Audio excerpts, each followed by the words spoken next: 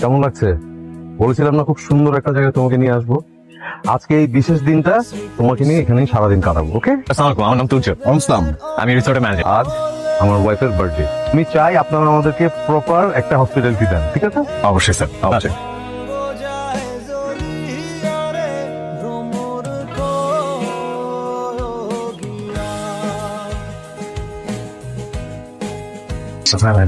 বনানীতে আমি আর তুমি 3,500 স্কোয়ার ফিটের একটা ফ্ল্যাট বুকিং দিয়েছিলাম না?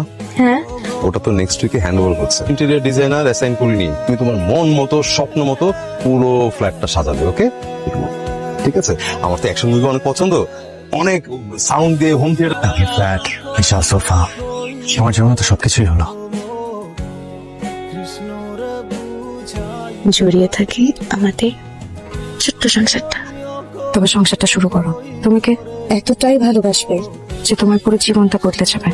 আর ঠিক তখন তোমার আমাকে আর মনে পড়বে। এই কারণেই আমরা এত পিছিয়ে আছি। আমাদের টাইম সেন্স এত খারাপ, টাইম ম্যানেজমেন্টটাই আমরা ঠিক মতো বুঝি না। সকাল 8টার নাস্তা করি সকাল 11টায়, দুপুর 1টার লাঞ্চ করি আমরা বিকাল 4টায়, এন্ড ইভেন রাত 8টার ডিনার করি আমরা রাত 11টা 12টার দিকে। এরকম করে চললে হবে বলো? এই জন্য তো আমরা এত পিছিয়ে আছি। আমরা এসছি একটু বেড়াতে, একটু নিচে যাবো, ঘোরাফেরা করবো। তুমি 1.5 ঘন্টা ধরে তুমি টাইমে তুমি আবার রেখে দিলে কেন? তাড়াতাড়ি সাজো, শেষ করো। আমি অলমোস্ট 1 ঘন্টা লেট করে আসছি। I am so sorry.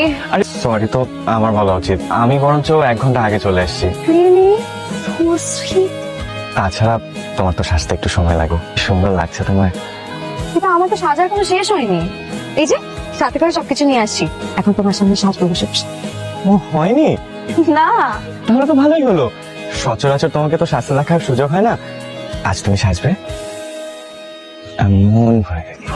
কি খেতে ইচ্ছে করছে বল? আমি কি একটা আইসক্রিম খেতে পারি? আইসক্রিম আমার খুব পছন্দ। তুমি কি বাচ্চা? এরকম স্টুপিডের মতো একটা কথা বললে। এসব কি? আইসক্রিম? তুমি একটু আগে বললে না তোমার আইসক্রিম খেতে ইচ্ছে করছে, কিন্তু কি ফ্লেভারের সেটা তো বলোনি। তাই আমি সব ফ্লেভার আইসক্রিম নিয়ে এসেছি, তোমার যেটা ইচ্ছা হবে তুমি সেটাই খাবে। তুমি তুমি কি পাগল নাকি? পাগলই তো, তবে সবার জন্য না, শুধুই তোমার জন্য। আজ তুমি চলে যাচ্ছ, খুব ইচ্ছা করছে তোমাকে আর একটা দিন নিজের মতো করে পেতাম। বিশ্বাস করো, তোর ছবি ভালো নেই। ভালো থাকার মিথ্যে অভিনয় করে যাচ্ছি।